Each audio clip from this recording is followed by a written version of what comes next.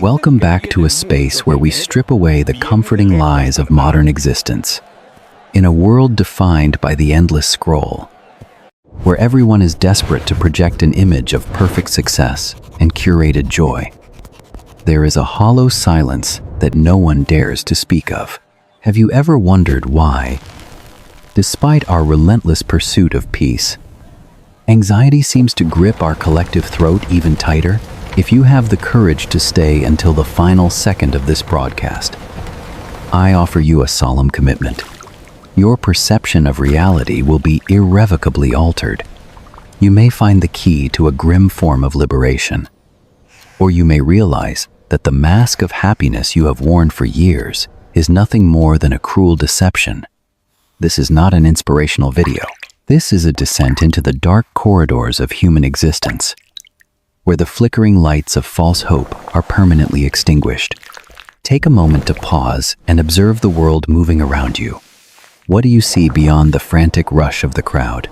People are running toward jobs they despise, sacrificing their limited time to buy objects they do not need, all to fill a void that refuses to disappear. The world functions as a savage machine. It grinds down youthful aspirations and exhales nothing but a long, suffocating trail of frustration. From the very instant our first cry pierces the air, we are sentenced to an existence defined by pain, unquenchable longing, and eventually, absolute oblivion. Arthur Schopenhauer, perhaps the most brutally honest philosopher in human history, viewed this reality without any filters. To him, life was never a precious gift. It was a heavy burden that we are forced to carry across a barren landscape. Suffering is not a random accident or a rare tragedy. It is the very fabric of our being. If happiness appears at all, it is merely a brief intermission in a play composed of endless agony. In his own words, human life swings like a pendulum, oscillating forever between the sharp sting of pain and the gray hollow of boredom. Everything you chase, love, wealth, recognition is merely a desperate attempt to flee from the vacuum of your own soul. If we achieve our goals, we fall into a state of stagnant indifference. If we fail, we drown in the bitter waters of regret. And the most terrifying truth, in the end, none of it matters. Death awaits every single one of us as the great leveler. It is a force that is entirely indifferent to your grand achievements or the magnitude of the tears you have shed. This perspective is not merely abstract theory found in dusty books. It is validated every single day in the concrete reality that surrounds us. Look at the ledger of human history. What do you find other than a record of endless wars, persistent plagues, and billions of souls fighting over the most pathetic crumbs of resources? Suffering is the golden thread woven through every era, and to ignore it is the ultimate act of self-delusion. In this deep analysis, we will deconstruct Schopenhauer's haunting vision to understand why human existence is a grand cycle of disappointment. We will examine how desire acts as our primary jailer and how nature remains deaf to the screams of the living.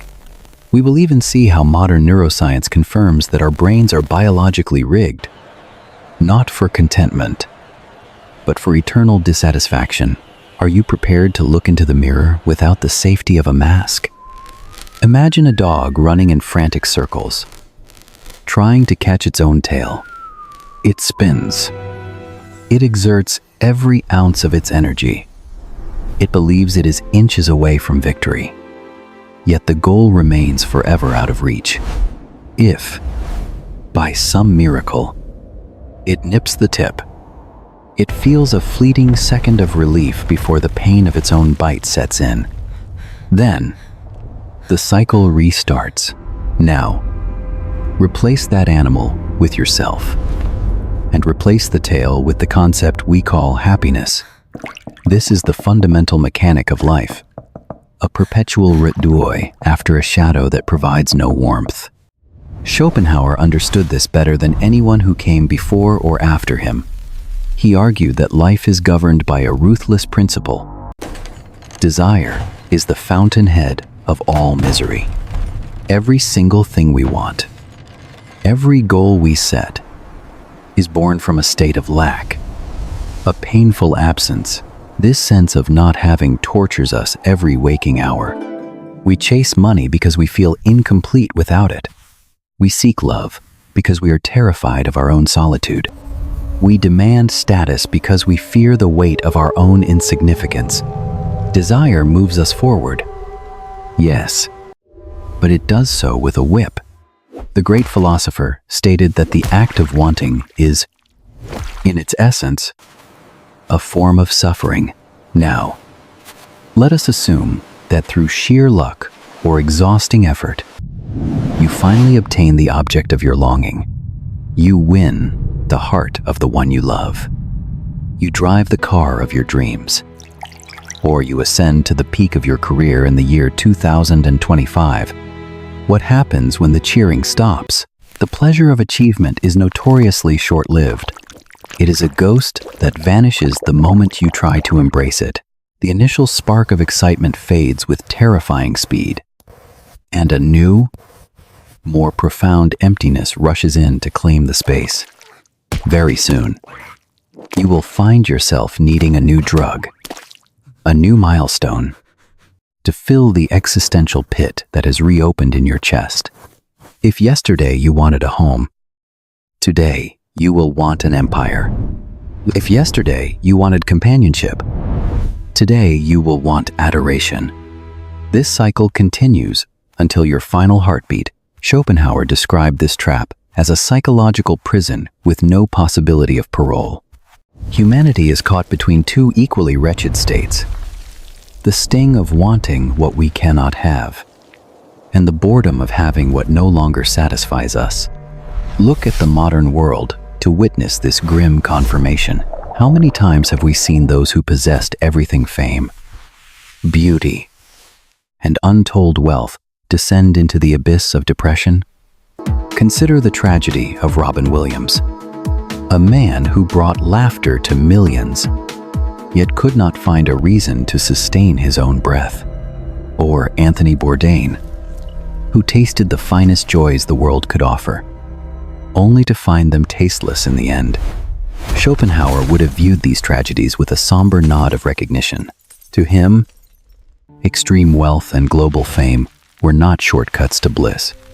They were sophisticated traps, designed to heighten the eventual fall into despair. When there is nothing left to desire, only the raw, unvarnished void remains.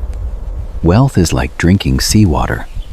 The more you consume, the thirstier you become.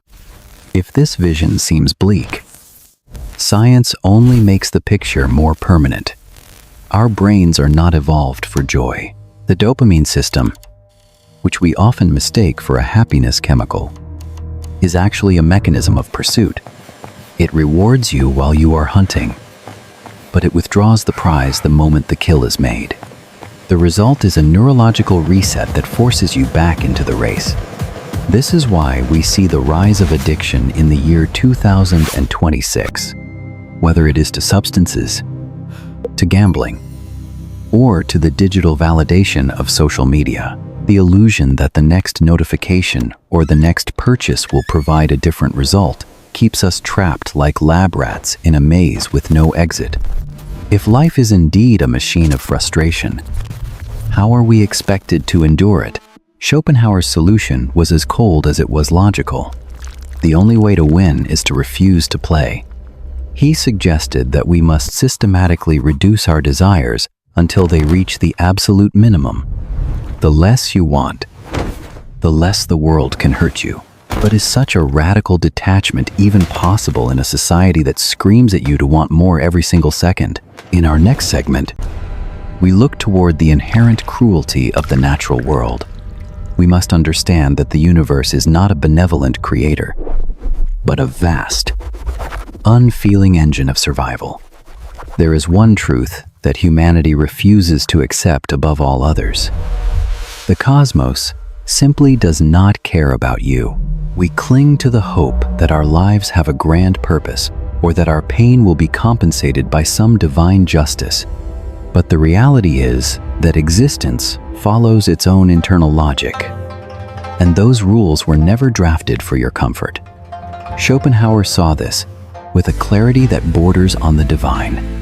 The world is a blind mechanism of hunger and reproduction. Nature does not hear your prayers, nor does it care about your dreams. Its only objective is the mindless continuity of life itself.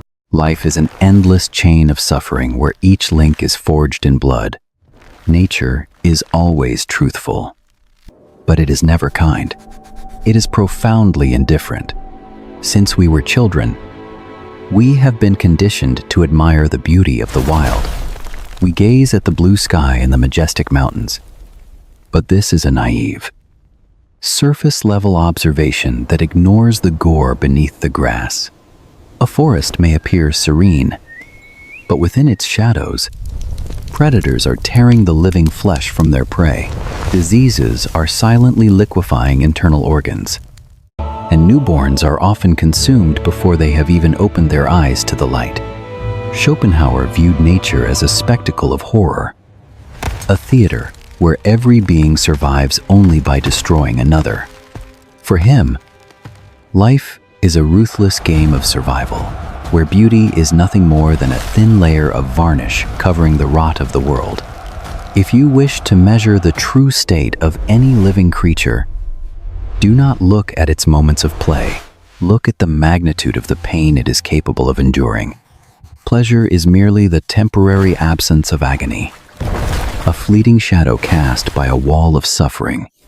When you examine the core of existence, you realize that pain is the only true substance. If suffering were an exception, there might be a reason for optimism. But suffering is the law. Every living thing, at some point, will be crushed by the sheer weight of its own existence. Ask yourself, what does it truly mean to be a human being in this era? From the moment of birth, we are fragile, dependent, and subject to the whims of hunger, cold, and terror. We are conditioned by a society that demands we chase status and digital approval, a pursuit that offers no lasting reward. We watch our bodies decay, our memories dissolve, and our loved ones vanish into the earth. And in the end, we die, often slowly and in total isolation.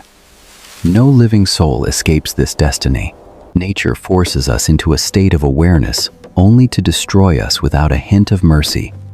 If the world were governed by a just creator, how could we explain the existence of terminal illnesses in children? Why are some souls born into bodies that are nothing but vessels for constant, unremitting pain? The story of Stephen Hawking is often presented as a triumph of the spirit. But let us be honest. It was the tragedy of a brilliant mind chained to a rotting corpse. If the universe possessed even a spark of kindness, such a configuration would be impossible. We see this cruelty mirrored in the animal kingdom, a nightmare of agony that never ends. Think of the turtle hatchlings born only to be snatched by predators before they even touch the waves. Think of the wildebeest torn apart while still conscious, or the insects eaten from the inside out by parasites. This is the real face of nature, not the sanitized version seen in documentaries, but a factory of despair. Life is a business that never earns enough to cover its own costs. Schopenhauer was right when he said that suffering is not a glitch in the software of life. It is the operating system itself. Modern biology confirms that we are driven by an ancient instinct to survive at all costs. And it is that very instinct that produces our misery. If we did not feel hunger or fear, we would not struggle. If we did not feel desire or anxiety, we would not reproduce. Therefore, pain is the glue that keeps the machine running. The fear of the end forces us to endure the journey. The sting of desire forces us to keep moving. But the price of this movement is that we become slaves to the mechanism, unable to break the cycle of our own frustration. And if nature is truly indifferent, what is left for us to do? How do we live under the weight of this cold silence? In the following section, we explore humanity's desperate attempts to hide from the light of truth. We will see how every search for meaning is often just another way to sink deeper into the quicksand of delusion. If everyone truly understood the nature of their predicament, very few would find the strength to continue.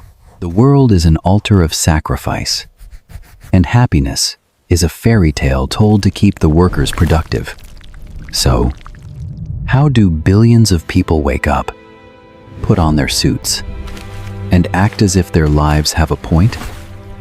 The answer is simple: lies.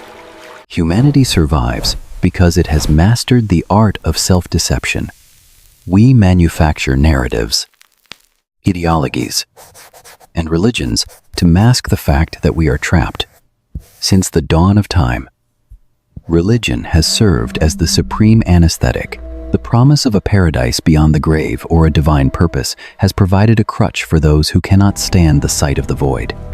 But to Schopenhauer, these are merely necessary hallucinations. People need to believe their pain counts for something, because the alternative, that it is meaningless, is unbearable. But here is the cold reality. There is no one watching you from above. There is no celestial ledger recording your good deeds. And there is no trophy waiting at the finish line. The pain you feel has no hidden lesson. It is just a byproduct of being alive. If a God truly existed and were just, why would he permit the random slaughter of the innocent? Why would he allow history to be a repetitive cycle of genocide and slavery? If there is a creator, he is either a sadist or he has long since abandoned the machinery he set in motion. If I were a god, the misery of this world would break my heart into 1,000 pieces. When religion fails to comfort us, modern society offers a new lie, the myth of progress. We are told that if we work hard and innovate, we can build a better future. We are told to leave a legacy, but this is just a more sophisticated distraction. Work is merely a way to keep the mind from looking at the abyss. We spend our best years chasing promotions and numbers on a screen. And what is our reward? A few years of fragile retirement where we wait for the inevitable. Human progress is not a victory over suffering. It is merely an amplification of it. We develop medicine to live longer, only to spend those extra years fighting more complex diseases and deeper loneliness. We increase our productivity only to be exploited more efficiently by the systems we built. Even when we succeed, boredom returns to drive us toward the next empty goal. Human life revolves around pain in the same way the Earth revolves around the sun. It is a fundamental law of our orbit. And then, we have the greatest deception of all, the concept of romantic love.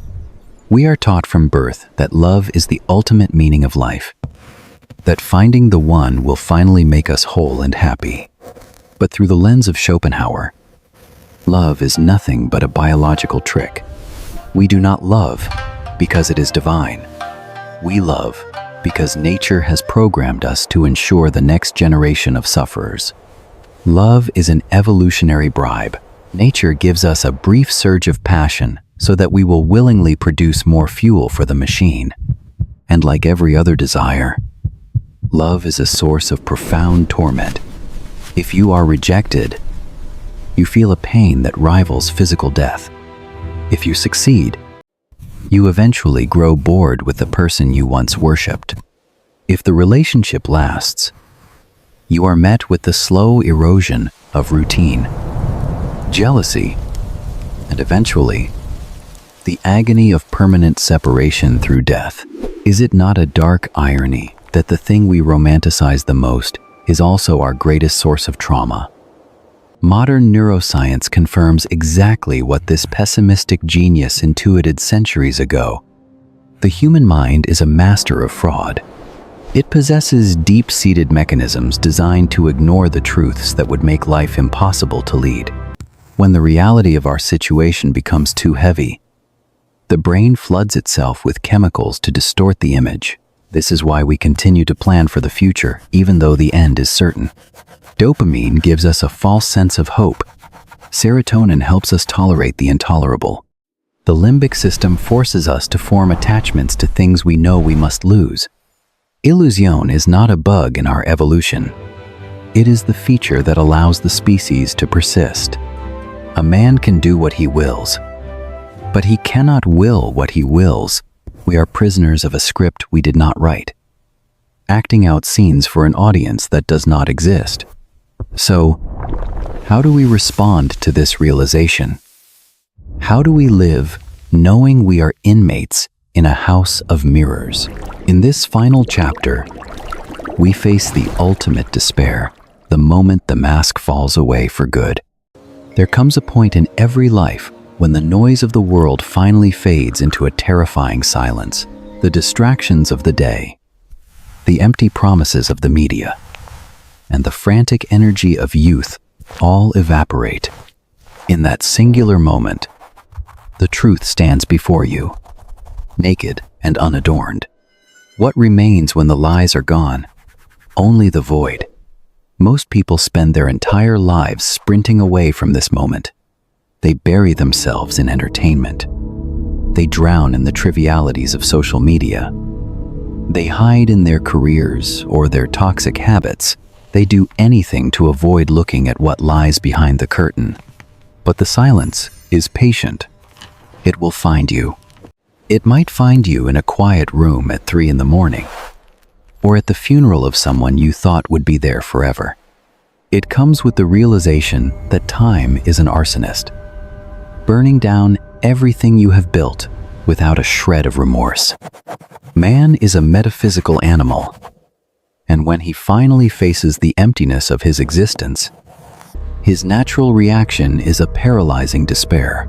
For some, this awakening happens in childhood, when they first realize their parents are mortal. For others, it strikes in the prime of youth, when they see that every second is a countdown. Even those who have achieved every material goal feel it. The hollow ring of a hollow victory. When the illusion cracks, you are left with the certainty that everything is temporary. Schopenhauer called this the awakening of the tragic spirit. It is the moment when consciousness understands that all the struggle was for nothing, that happiness is just the space between two heartaches. Life is a poorly written play where the final act is always a funeral. If we look at the history of the 20th century, this truth becomes undeniable. It was an era of unprecedented slaughter. Defined by the year 1914 and the year 1939, millions died for ideologies that were forgotten within a decade. Empires that spanned the globe collapsed into dust. Even the victors lost everything in the end. Napoleon died in exile, and Caesar was betrayed by his closest companions. The universe always has the last laugh. Today, in the year 2026, the scenery has changed, but the play remains the same. We still spend decades studying for careers we find meaningless. We still work until we are exhausted to buy status symbols that will outlive our interest in them. We still build families that will eventually scatter into the wind. Time is a predator that eventually catches every prey. Life is a loan with an interest rate that no one can afford to pay. Many people simply cannot carry the weight of this realization. When they see that existence is a dead end, they surrender to the darkness. Depression and anxiety are not always illnesses. Often, they are simply a sane reaction to an insane reality. And if our civilization is designed to keep us too busy to think, what happens when someone refuses to look away? The history of art is filled with those who saw the void. Writers like Hemingway or Woolf, who chose to exit the game on their own terms. philosophers who realized that no amount of logic could fix a broken world, and ordinary people who simply lost the will to pretend. The void is all-consuming, and awareness is a fire that consumes the one who holds it. There is no escape. Some philosophies try to offer a middle ground. Nietzsche told us to create our own values. Camus told us to embrace the absurdity. But for Schopenhauer, these were just more elaborate ways to stall for time. The only real solution, in his eyes, was a total negation of the will, to want nothing, to expect nothing, to exist as a silent observer of a failing world, like a monk who has realized that the temple is empty. But who among us can truly live this way?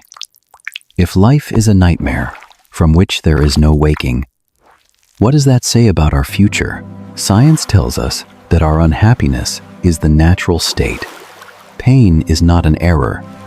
It is the energy that moves the stars. You were designed to suffer so that life could continue to feed on itself. It is a cannibalistic system where every joy is paid for by someone else's misery. Schopenhauer knew this long before we mapped the human genome. He knew that we are slaves to our biological impulses, condemned to a life of eternal frustration. What he may not have known is how deeply those chains are integrated into our gray matter. Most people believe they have the power to change their destiny. They believe that a new job, a new city, or a new relationship will finally bring them the peace they crave. But your brain is a master at moving the goalposts. It was built for survival, not for bliss. Fear keeps you alert, and desire keeps you hunting. Satisfaction is a death sentence for a species. So nature made sure you would never truly feel it. Happiness is a biological carrot on a stick, and you are the donkey destined to follow it until you collapse. The neurotransmitter dopamine is the currency of the hunt. It flows when you are dreaming of success, but it dries up the moment you reach the finish line. This is why the anticipation of a vacation is always better than the vacation itself. Nature keeps you hungry so that you never stop working for its benefit. It is a perfect, parasitic relationship, and the burden of consciousness only makes it worse. While an animal lives in the immediate present, we are cursed with the ability to relive our past failures and fear our future demise. Schopenhauer was right. Man is the only animal that experiences pain twice. Once, when it happens, and 1,000 times more in the theater of his own mind. We are condemned to think, to analyze, and to regret. The self-awareness we prize as our greatest virtue is actually our heaviest shackle. We tell ourselves stories to make sense of the chaos. But at the end of the day, when the lights go out, the stories fail. Nothing can fill the hole in the center of the human experience. And yet, the greatest blow is still to come. In the end, no matter how hard you fight or how much you learn, you will lose.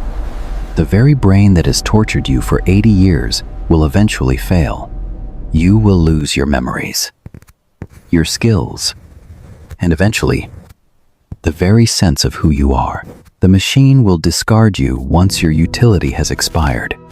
Death is the only absolute certainty in an uncertain world. If Schopenhauer was correct, and if science supports his grim conclusion, what is left for us? The answer is brutally simple. Nothing. You can try to distract yourself like the rest of the world, or you can accept the inevitable and watch the spectacle with a cold, detached eye.